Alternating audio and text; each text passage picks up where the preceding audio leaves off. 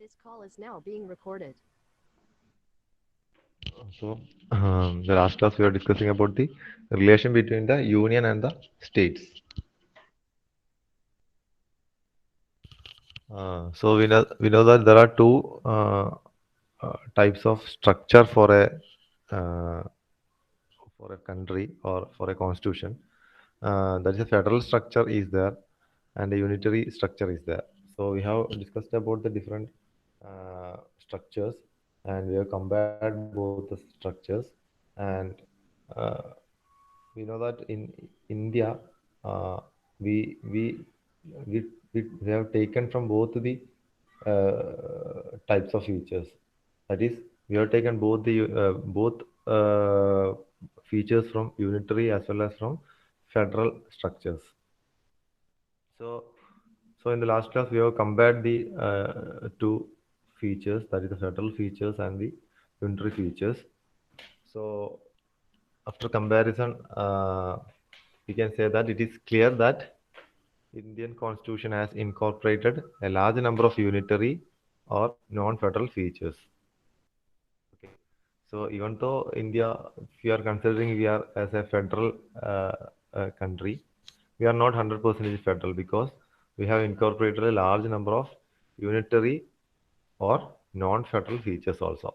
That means our constitution or this structure not only includes the federal features but also includes other unitary or non-federal features also.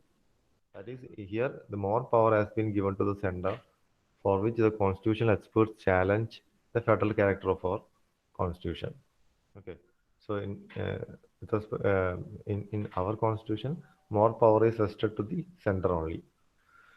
So our constitution has created a strong central government.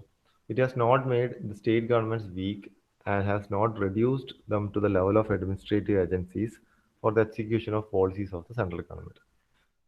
But you can see in some countries like where they are following a unitary structure. That is, there is not at all, they are not having any type of federal structure there. They are following only unitary structure.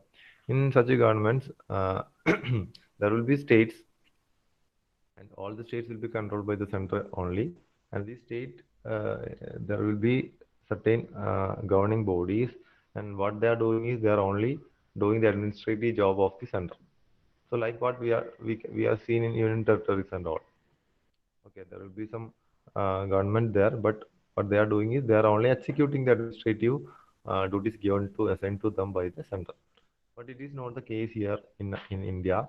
Uh, Even though we are integrated to a center or a union, the individual state or the individual state government have their own what uh, individual they have a federal uh, power.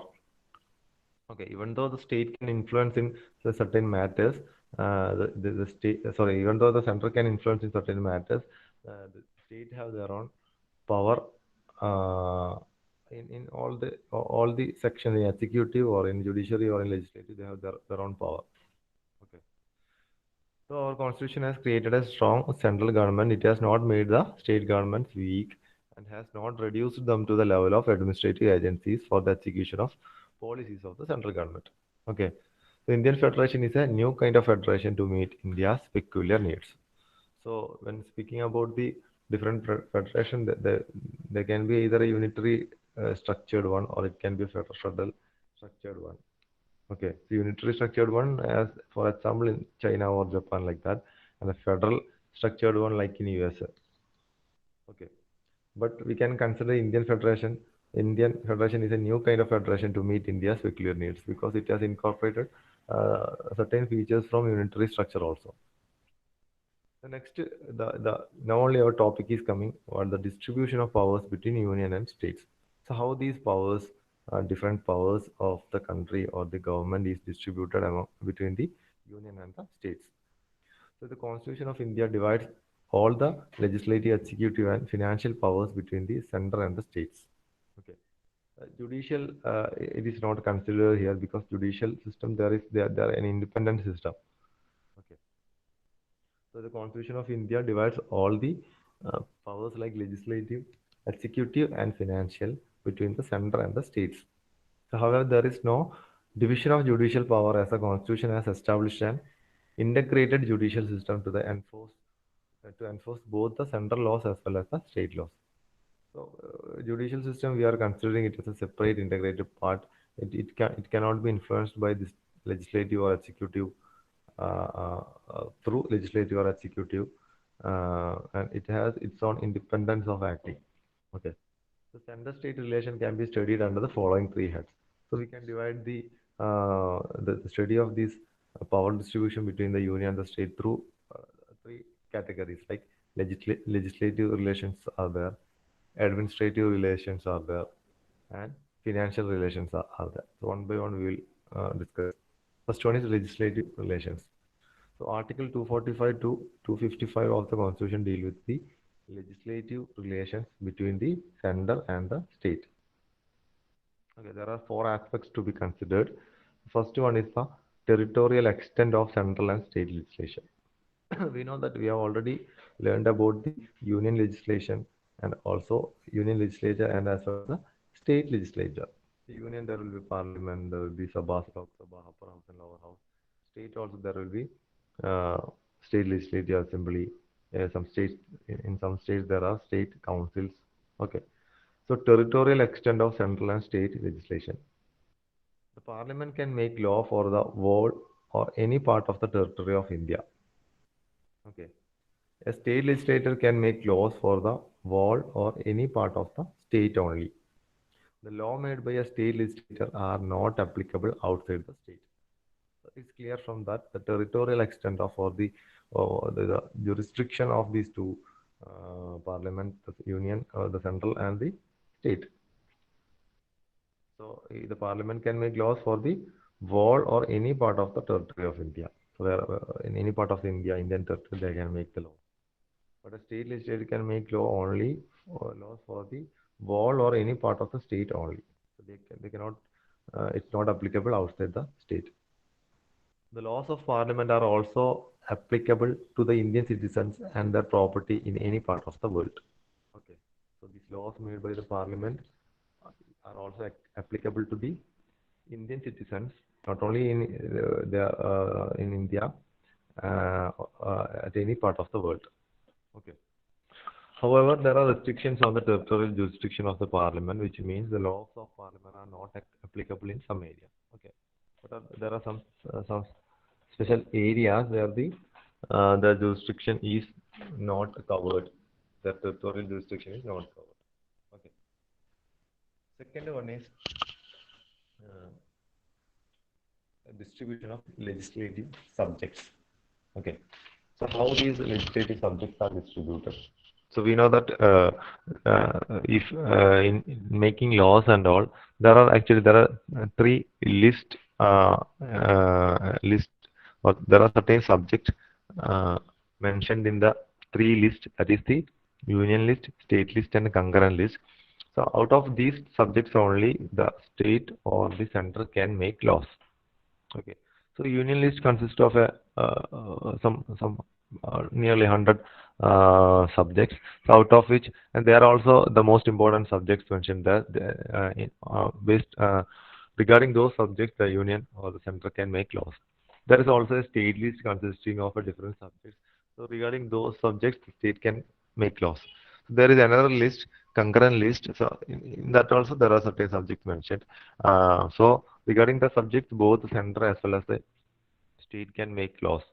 So if there is a conflict between the state and the center, whatever the laws made by the center or policies made by the center will be taken. Okay.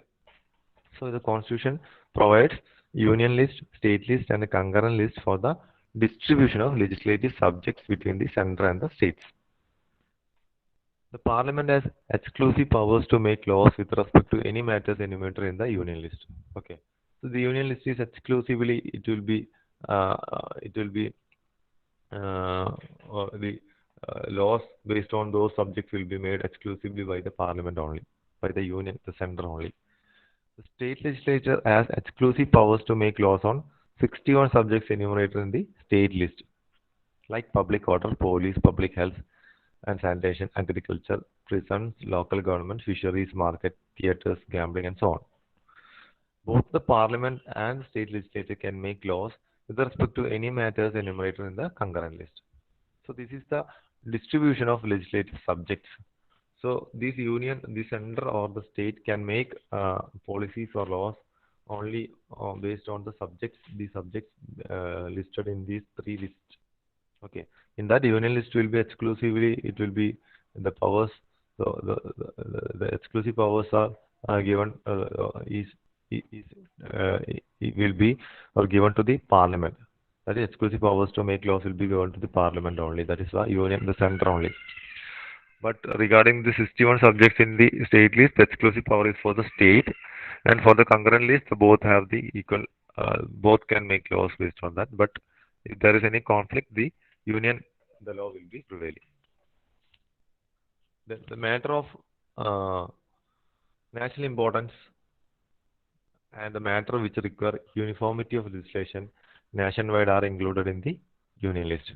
So union list, the subjects in the union list consist of those matters, those subjects which are having national importance, or the primemost or important, the most important topics are listed or subjects are listed in the union list. So usually those subjects are of national importance. Okay. The matter of regional and local importance are included in the state list. Okay. So where in those subjects, state is having the power to make policies or laws. The matter on which uniformity of legislation throughout the country is desirable but not essential are enumerated in the concurrent list. So concurrent list consists of those subjects which requires the attention of both the center as well as the state. So that is a first case is territorial extent, the boundary or the jurisdiction, territorial jurisdiction. Second one is the distribution of legislative subjects. That is about the list what we have mentioned just now. Third one is a parliamentary legislation in the state field. So how the parliamentary legislation is influencing or is affecting the state field. So the above scheme of distribution of legislative powers between the center and state is to be maintained in normal times. But in the following extraordinary circumstances, the Constitution empowers the Parliament to make laws on any matter enumerated in the state list. Okay. Even when Rajya Sabha passes a resolution during a national emergency, the state make a request to implement international agreements during President's rule. So usually the points noted here, usually during an emergency like a national emergency or a state emergency or any type of financial emergency, certain situation or a certain extraordinary circumstances may arise that the Constitution empowers the Parliament to make laws on any matters enumerated in the state list. Okay. So usually the regarding the matters or the subjects listed out in the state list is taken, or the laws regarding that or policies regarding that is made by the state governments only. But in certain extraordinary circumstances or certain unusual situations, the Constitution empowers the Parliament to make laws on the state list also. So how, in which all circumstances it is happening? That is when Rajya Sabha passes a resolution is one kind of circumstance. Then during a national emergency, when state make a request, then to implement international agreements, sometimes in order to implement this type of international agreements, sometimes they might have to make certain laws on the subjects listed in the state list also during President's rule. So these are the different cases how a parliament legislation can influence on the or take the state list or state field. Next one is center's control over state legislation. How they can control over state legislation. So besides the Parliament's power to legislate directly on the state subjects under the exceptional situations, just know what mentioned just now, the Constitution empowers the center to exercise control over the state legislative matters in the following ways. So even not only they can make laws on those subjects mentioned in state list during those uh, exceptional situations, but also they can but also the constitution empowers the center or the parliament to exercise control over the state legislative matters in the following ways. So there are three ways which are given. The governor can reserve certain types of bills passed by the state legislature for the consideration of the president. The president enjoys absolute veto over them. Okay. So we know that the governor, in the case of a state legislature, the governor is the head, or the state legislature consists of the governor and the state legislative assembly. Okay. So what are the bills passed in the state legislative assembly? If those bills are having a national importance, or it may affect the certain policies of the center, or can be uh, such bills passed by the state legislative assembly can be taken into the consideration of president by the governor. So the president in such cases of, or the cases of such bills, the president have the full veto power over them, whether he can grant it, or he can uh, reject it, or he can accept it. Okay. So that means that is because the governor is acting as an agent of the central government or the union. Okay. So through governor, the center is having control over the legislative matters. Okay, this type of certain bills which having this type of importance or central importance can be taken into consideration of the president. So that is the one case how the center can control over the state legislation. The second one is bills on certain matters enumerated in the state list can be introduced in the state legislature only with the previous sanction of the president. Okay, for example, bills imposing restriction on the freedom of trade and commerce.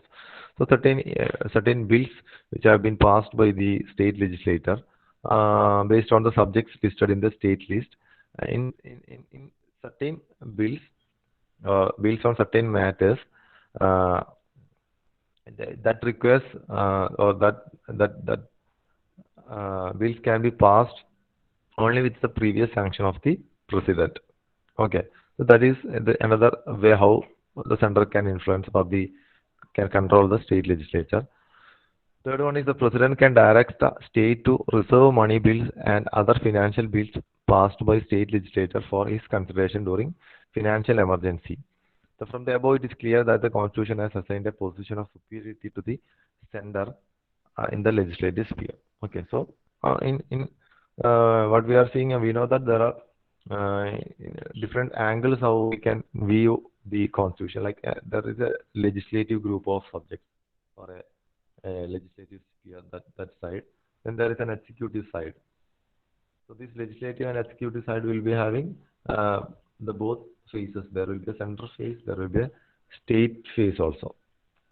Then third one is a judicial matter, and that has got an independence, or that is treated separately, so it is not influenced by this executive or the legislature. Okay, so there is a system that is not confined to a particular state or to the country. Judiciary is a separate case. Okay. So the third case what we have mentioned here is regarding the control of center to the state, is that certain money bills or other financial bills passed by the state legislature can be taken into the consideration of the president, especially during the financial emergencies and all. So that means the president can control over the matters or the bills passed by the legislator in the or the state legislature. So this is the control, the center's control over the state legislation.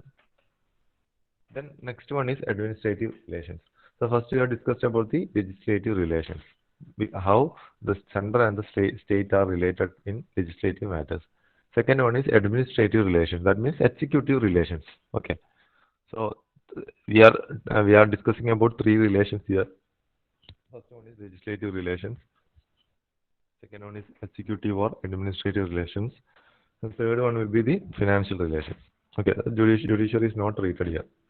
So administrative relations, Article 256 to 263 of the Constitution deal with the administrative relations between the center and the states. Okay, in that first one is distribution of executive powers. The executive powers has been divided between the center and the state as follows. The executive powers of the center extends to the subjects enumerated in the union list, and the executive powers of the state extends to the subject enumerated in the state list. So executive power means we know that the executive of the center consists of the president, the vice president, the prime minister, and the council of ministers, the cabinet. Okay, and similarly for each state there will be an executive which consists of the chief minister, the council of ministers in the state legislative assembly. If some in states there will be a cabinet, the separate cabinet, uh, then speakers and deputy speakers and all will be. So these are the executives there. Okay, so the executive power of the center lies on the subjects listed in the union list, and that of the state extends to the subjects that is enumerated in the state list. The execution of the laws on the subjects listed in the concurrent list is with the states except when the parliament has directed otherwise. Okay, so those subjects which are listed in the concurrent list can be the laws on those subjects can be made by the or it can be executed by the state except when the parliament has directed otherwise. Okay, so if the parliament has not directed or not uh, taken those subjects or there is no such a conflict between the state or the center, state can make laws on the subjects listed in the enumerated in the concurrent list also. The Constitution restricts the executive power of the state to give sufficient scope to the center for exercising its executive powers in an unrestricted manner. So, even though the state has the executive powers, but only within the state or the territorial jurisdiction of the state. Okay.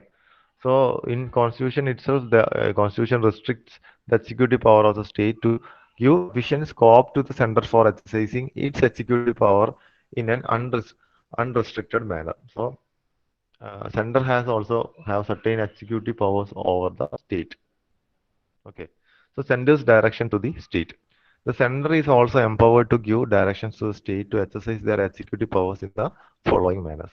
So how the center is going to direct the state in the in executive powers. That is the executive relations what we are discussing here. First one is nothing but the distribution of executive powers. Second one, how the center is going to direct the states on these executive matters. So first one, the construction and maintenance of means of communication which are of national or military importance by the state. Okay. So any matter related to military or any national important matter, okay, which require a construction or any type of maintenance uh, within the state need to be only to be sanctioned or continued only after the consultation of the center executive. The measure to be taken for the protection of the railway within the state. That is another matter. So regarding the railways, we know the railway is completely under the control of the center only. So any type of measures taken for the protection or any type of constructions which is relating to the railways within the state should be taken into the consideration of the center also. The provision of adequate facility for instruction in the mother tongue at the primary stage of education to children belonging to linguistic minority groups in the state. Okay, so this type of linguistic minorities will be there. So uh, for the provision of adequate facilities for the instruction in the mother tongue at the primary stage of the education to the children belonging to such categories. So regarding such a decisions also the centers advice or instruction to be taken. The drawing up and execution of the specified schemes for the welfare of scheduled tribes in the state. So in order to bring any type of specific key schemes or any which may be for the welfare of the scheduled tribes within the states.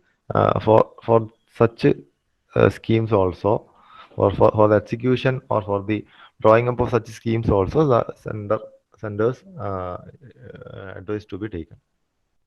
Then mutual delegation of function. That is, the distribution of legislative powers between the center and the state is rigid.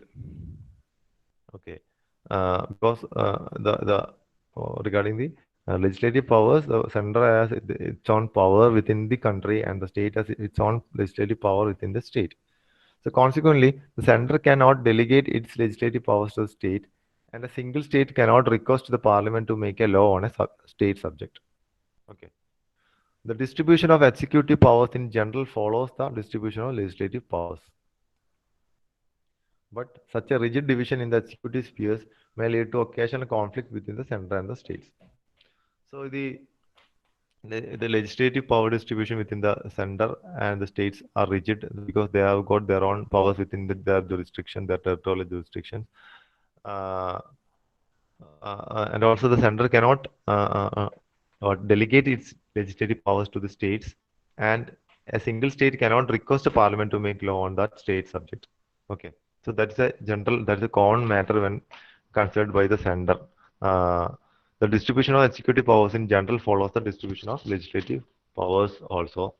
But such a rigid division in the executive sphere may lead to occasional conflict between the center and the state. Okay, so in many matters about the subject, there are many conflicts taking place between the state and the center. Then, so hence the constitution provides for intergovernment delegation of executive functions in order to mitigate rigidity and avoid a situation of deadlock.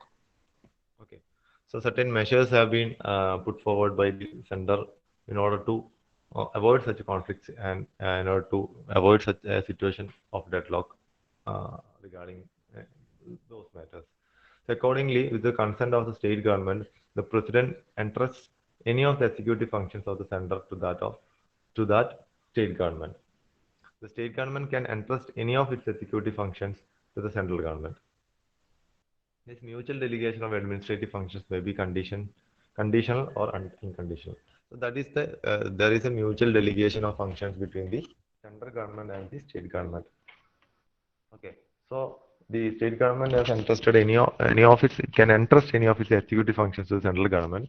And similarly, center also can entrust or the president entrust any of the executive function of the center to that of state government also. Okay, and those mutual delegations can be conditional or unconditional. So the fourth one is all India services. The center and the state have their separate public service called as the central services and the state services respectively. So in addition to these services, there are also Indian services like IAS, IPS, and IFS.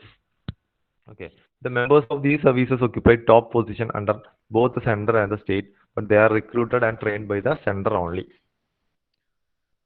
These services are controlled jointly by the center and the state, but the ultimate control lies with the central government, while the immediate control rests with the state government.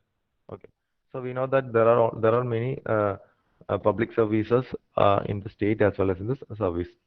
So we know that there are UPSCs, Union Public Service Commission is there. There are PSCs, that is state PSCs, State Public Service Commission is there. So like this, there are different this type of service. All in the services are there. Okay, the states and centers are having separate services, but there are certain all India services like IAS, IPS, and IFS, and all. So even though both, so they are under the control of both the state as well as the central government, but even though the state is having the immediate control over these personnel, but the final control lies on the central government only. Okay. Also, these members of these services occupy top positions under both the center and the states, but they are recruited and trained by the center only. So these services are controlled jointly by the center and the states, but the ultimate control lies within the central government, but the immediate control rests within the state government. The state government is having immediate control, but the ultimate control lies on the central only.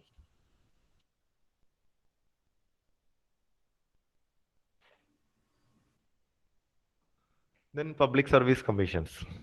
So in the field of public service commissions, the center-state relations are as follows. The chairman and members of a state public service commission, that is state PSC, though appointed by the governor of the state, can be removed only by the president. Okay.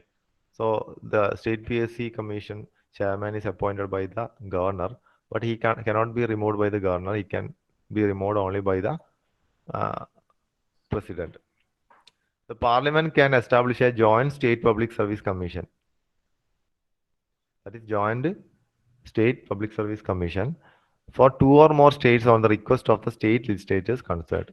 The chairman and the members of this JSPSC are appointed by the president. So in Kerala, we are having a separate state PSC. The Union Public Service Commission (UPSC) can serve the needs of a state on the request of the state governor and with the approval of the president. Okay, so the UPSC can also serve the needs of a state PSC or the states or the states. So that is, they can serve the need of a state on the request of the state governor and with the approval of the president. Then integrated judicial system. The Constitution of India establishes an integrated judicial system within the Supreme Court at the top and the state high courts below it. Okay, we know that we are having an integrated judicial system here. So this single system of court enforces both the central laws as well as the state laws. Okay, so whatever the laws or the conflicts regarding the laws, all are discussed within these different courts, from Supreme Court to the lower courts. This is done to eliminate diversities in the remedial processes. Okay, so in any state, whatever the laws the central laws or the state laws, whatever can be discussed in any of the courts. The judges of the state high courts are appointed by the president in consultation with the Chief Justice of India and the governor of the state. And they can also be transferred and removed by the president. Already we have discussed it. The parliament can establish a common high court for two or more states, example Maharashtra and Goa or Punjab and Haryana. So we know that in certain states they enjoy or they will be having a common high court. For example, Maharashtra and Goa, they are having a same high court, and Punjab and Haryana having a one same high court. So here there is nothing. We are having an integrated judicial system. So whatever the laws, the central laws or the state laws can be discussed or can be in any of the courts, or there is a single system of courts enforces both the central laws as well as the state laws. So that is done to eliminate the diversities in the remedial processes. Then relations during emergencies. So during the operation of a national emergency, the center is entitled to give executive directions to the state government, which are under the complete control of the center. Okay, so whenever there is a national emergency, the executive, the power of the executive automatically will be it will be what disappeared like that. So during a national emergency, all the powers of these executive actions will be vested on the hands of center only. Okay, so when the president rule is imposed in a state, the president assumes all the functions of the state government and powers are vested in the governor or any other executive authority in the state. Okay. So during the operation of a financial emergency, the center can direct the states to observe canons of financial propriety, and the president can give other necessary directions, including the reduction of salaries of persons serving the state and high court judges. So in case of this type of financial or any type of national emergencies, the center will be having a direct administrative power over the states. Okay, regarding different matters and detail about will be discussed in the next classes.